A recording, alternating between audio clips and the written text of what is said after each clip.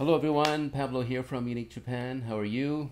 It's mid-August 2021, coming to you live from my home in the UK. Got the patio door open. You can see an apple tree in the background. Trees swaying. Always a little bit of a wind around here. And you'll hear some birds and outside noise. But why not? It is summertime. And I thought it would be great fun to look at one of the swords that was sold in catalog 36. This sword came from Japan. Of course, it's a Japanese sword, but it was in a catalog. We photographed it in Japan, and the client himself is here in the UK, but I said that I would import the sword for him, and so I've got a chance to review the piece and enjoy it firsthand and before I send it along. And I thought I'd share some of my findings and the piece with you, because even though sold, it's always fun to take a look at Japanese swords. So anyway, I hope you're well, and let's get to it. Let's have some fun with Nihonto today. Now, so here's the sword. I've put it already in its Wakizashi Koshirae. The sword itself is by Tadayuki, who worked in the early 1700s, 1704 to 1711 is what they say. That's the mid-Edo period in the Hoei era. He is from Kyushu, Bungo province, from the Takata school, Tadayuki. Anytime you hear Yuki, you'll hear that's often a clue that the swordsmith is probably from the Takata school, because we have, you know, Yukihira, Tadayuki, Yukinaga, a whole range of Yukis, right? Yuki also means snow in Japanese. Different Yuki here. Okay, so here's the blade. And the blade is 44 centimeters in cutting edge, so it makes it a wakizashi. Remember, a wakizashi is between 30 centimeters and 60 centimeters in cutting edge. Quite curvy, right? Lovely curve to this blade. And I just think it's a lovely little piece. I'm not going to be able to pick up the hamon very well for you here, but it's this kind of notare, which is like a wave with some gunome. My light up here, some little bit of togari, little points, and yeah, gunome midare, based along a sort of wavy, a gentle wave of notare. You'll see images of the hamon inside a catalog, of course. All right.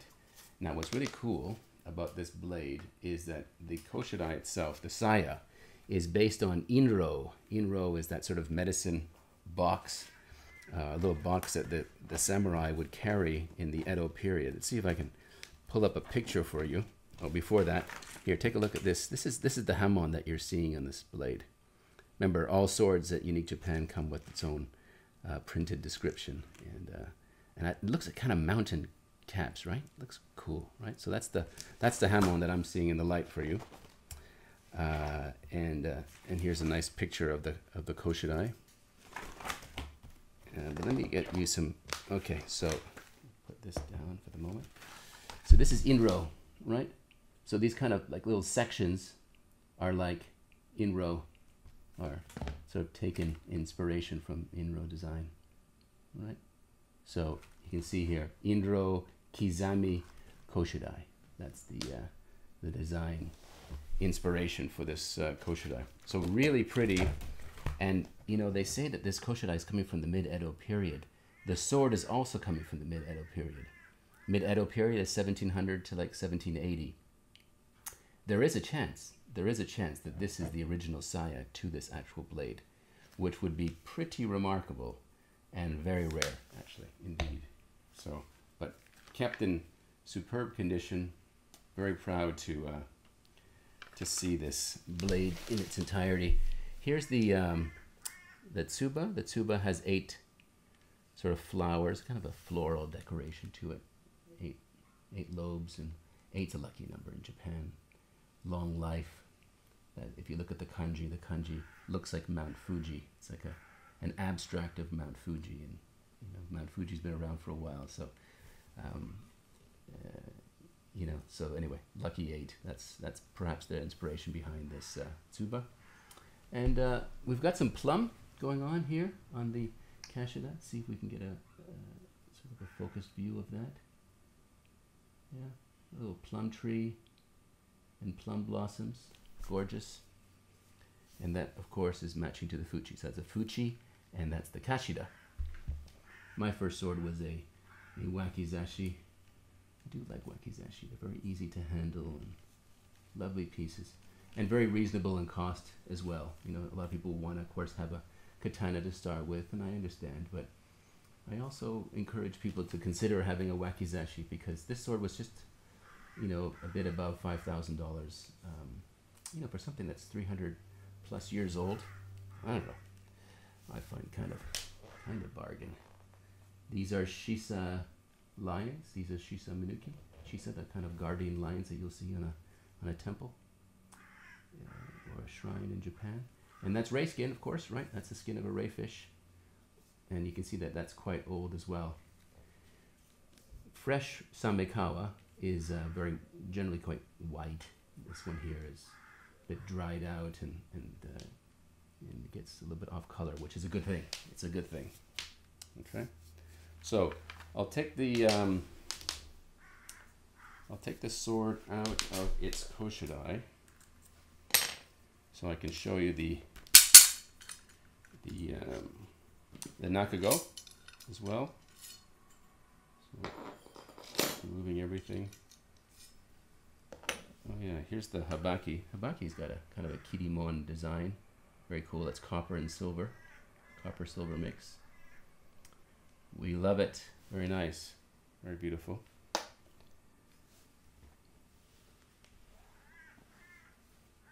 Okay, so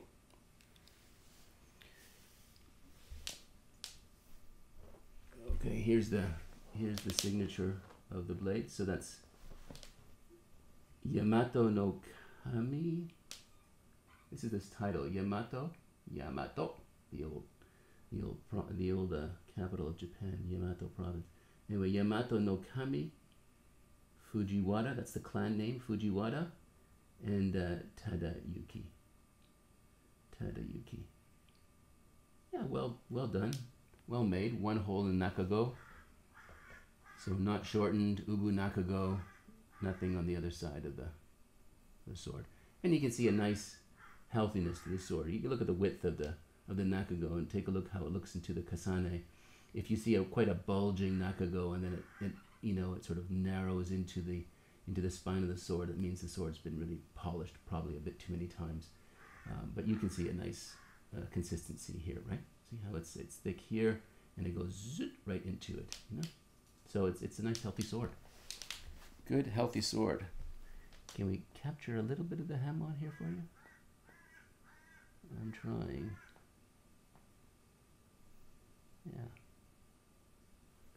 Anyways, it's just a great little piece, and like I say, it's a part of Japan that anybody, you know, owning this piece will feel kind of an energy from the country. You know, really looks good. The sword has NBTHK Tokubetsu Hozon certification, which is very good, and we also have certificates for the koshirae as a whole, and also for the tsuba, you know, the guard here. We have its own certificate for the guard. Here's a closer look at this iron tsuba. History in your hands. It's great. So this is, I won't take it out right now, but that's the MBTHK paper. And on the other side, we have one of the 3 NTHK certificates, and there's 2 more here. The Fuchi Kashida also has a certificate. Right? So 4 certificates for this blade.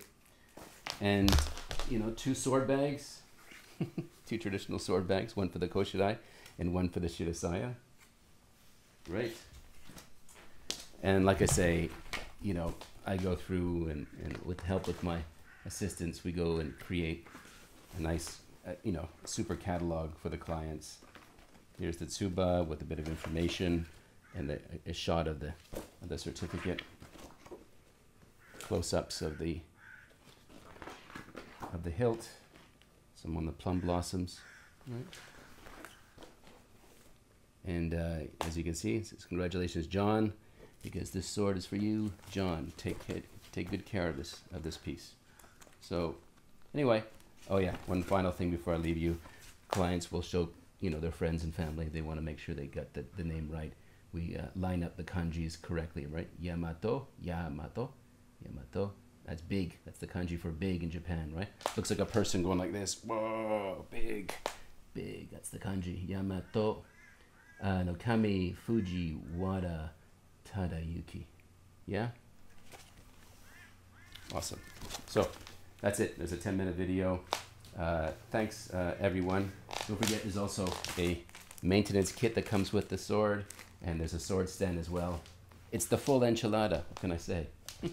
So anyway, thanks very much for all your support, and it really means a lot. I've enjoyed making some videos with my son Lexono this past summer as well, and I really appreciate some of you guys that have become supporters of his channel as well. So anyway, looking forward to serving you this year, next year, and every year. So until then, cheers. Thanks again.